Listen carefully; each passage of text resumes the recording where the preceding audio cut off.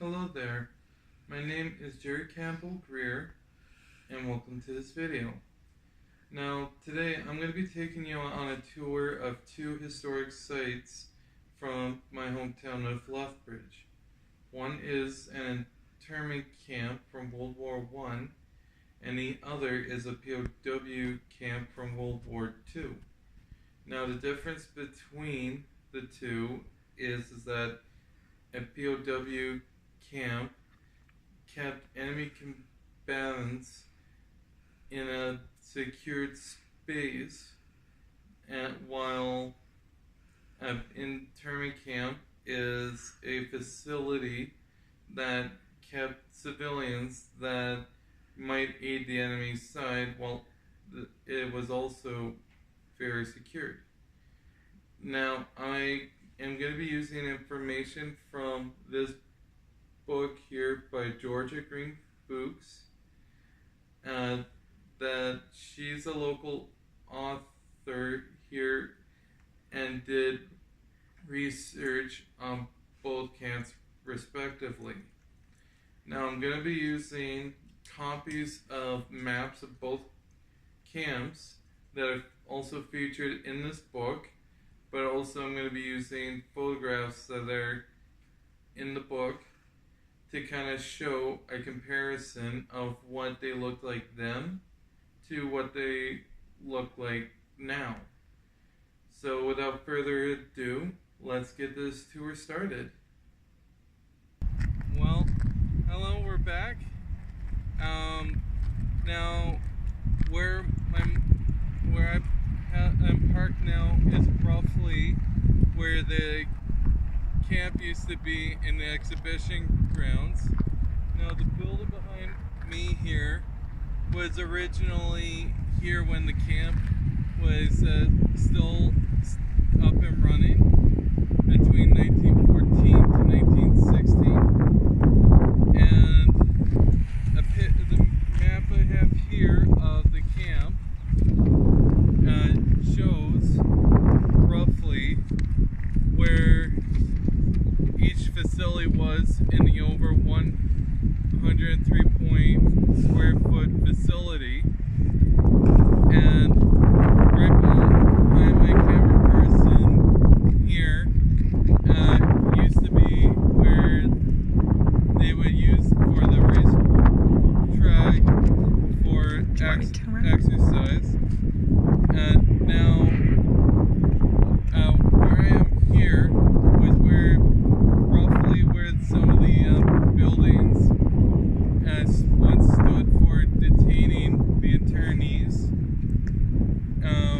Now the people that were brought here, like I said earlier, were civilians, but the War Measure Act that was passed in 1914 allowed authorities to go into people's homes, look for weapons, or detain potential threats to the country. Now, they captured people mostly from what was then the German Empire, the Austro-Hungarian Empire, and even what is now the Republic of Ukraine. Because they considered these immigrants as potential threats. And where I'm standing is where they would have roughly kept around 300 civilians whose only crime was being of those ethnicities that made up those nations. Now, today, you see just this pavilion building and this parking lot, but back in 1912, 2 years before the war, all this that you see before you was outside of the city itself. All this would have been basically open farmland and parkland. Now, a picture I'm about to show you in this book shows what the grounds looks like from 1912. Would you mind bringing that a little closer, Jerry, so that everybody can have a really good look? Here you go. Now, they put a streetcar in place in time for a farmers' conference of that year. And then, when war did eventually break out, the authorities of the Defense Department were looking for places to house some of the internees. And the exhibition grounds at the time fit that need. The only problem is that they used this facility in a rush, so they had local contractors actually secure this area further to allow the internees to basically stay here and to prevent any trouble from happening. But as we all know, that when you intern someone in prison, there's going to be some that will try and escape.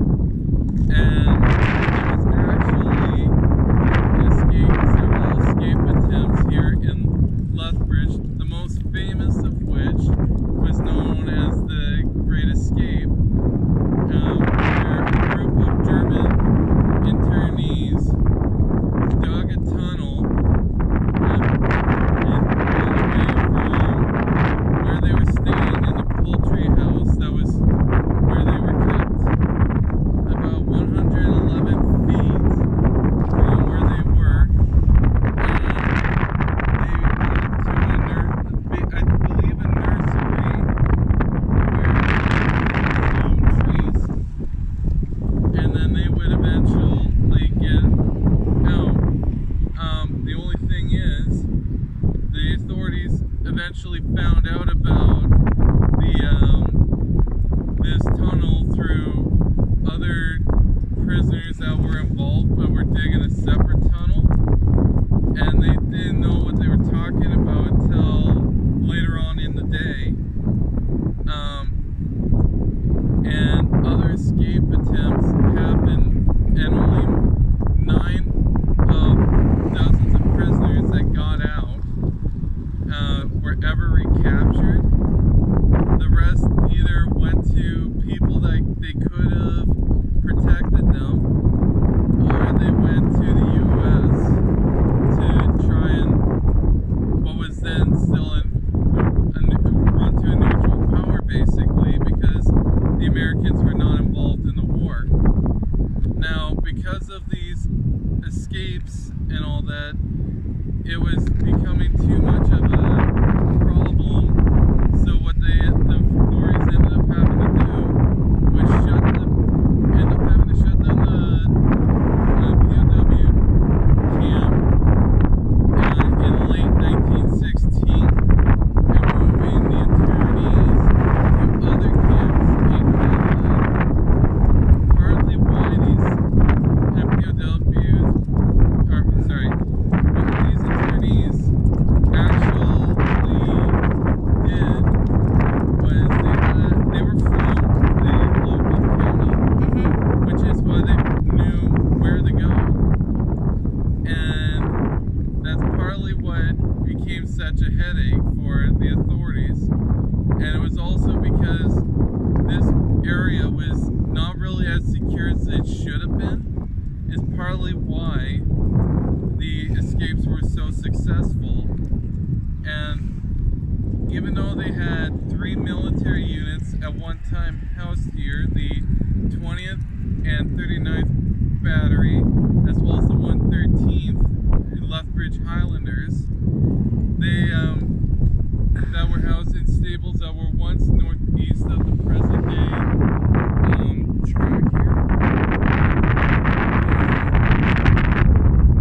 Eventually, after this,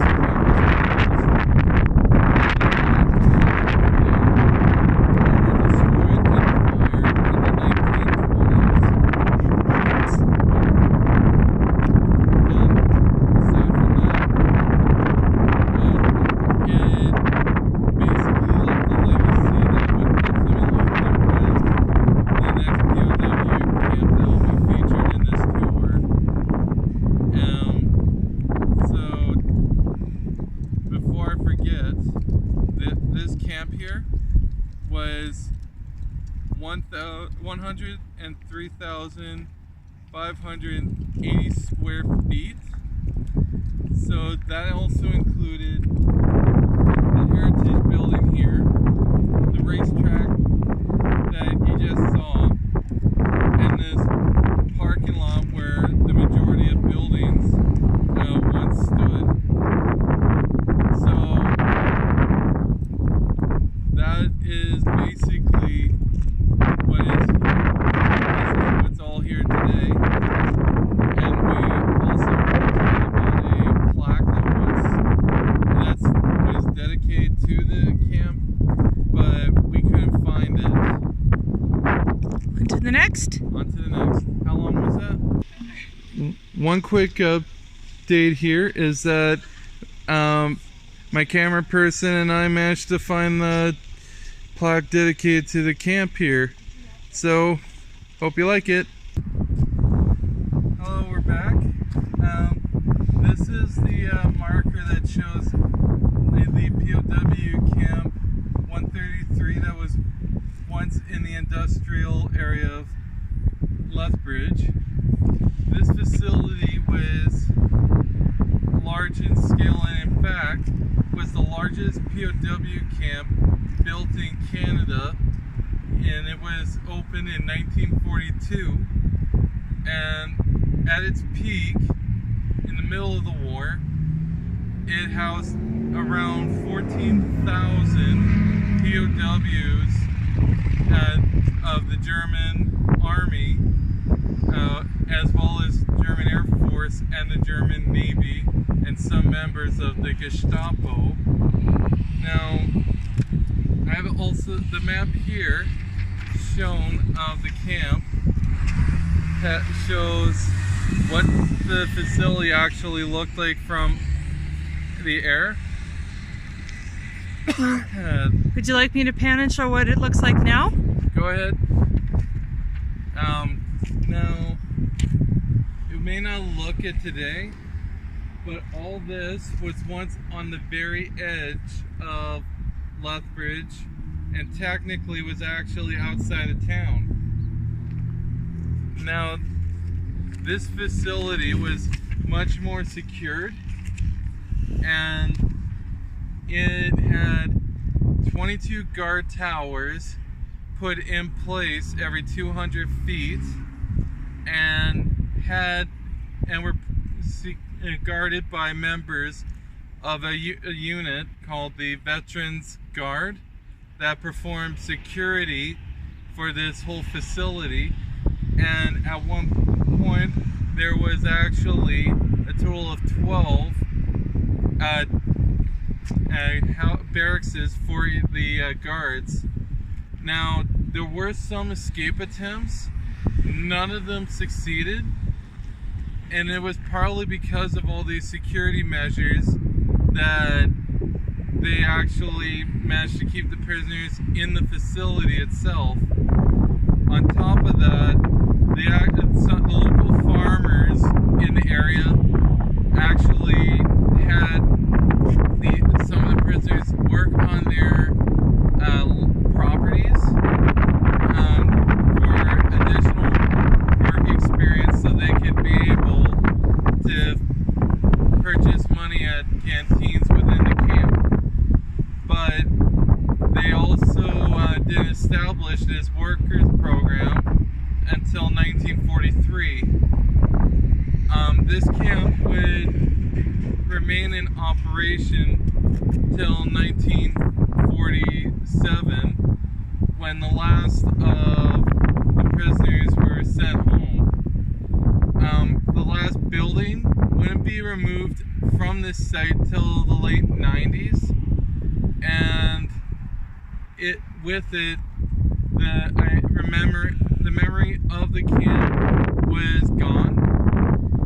But one story I learned about was a POW that tried to escape the camp by getting a roller and would try and climb the building and use the wires to go over the barbed wire fence and to freedom. Unfortunately for him, his pants got caught in the wire, and he was dangling about 30 feet off the ground, and it was other POWs. He managed to unsnag him from the little barbed wire and get him back into the camp. And this same prisoner actually escaped about 4 times. The story I mentioned was one of those unfortunate attempts and was one of his last. Now, the plaque here for the site shows a few pictures that are also featured in this book of what it was once like, and also shows that they had some sports teams like for soccer and a few other sports including tennis,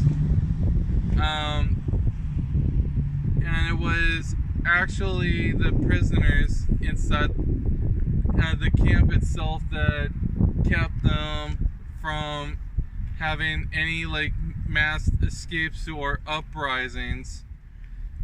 But it was because of this camp that actually caused a slight demographic change when about 4,000 of the prisoners in total came back from Germany and would make their lives here in Lethbridge. Now, in conclusion though, unlike the exhibition park, which is funded by events that the exhibition grounds host themselves, or the city hosts or organizations, is basically what keeps that place up and running. In the case of the area around what was once the POW camp, that's a bit different. Companies actually run their facilities on what was once the POW camp and would rent out office spaces in these buildings, and that is basically what it's used for today. Now, if you have any questions or concerns or any special requests for topics on future videos, let me know in the comments down below and I'll see what I can do. And as I said, I'm Jerry Campbell-Greer and we're out. One slight update. This picture I'm showing you right now shows actually how far out the camp was during World War II, and shows basically its overall size. And this picture shows this not only how far, and also how far it was from the city, but also what Lethbridge in size looked roughly at the time. And hopefully that really helps with the tour. Now I hope you enjoy the rest of your day, and I hope you enjoyed your experience with this video.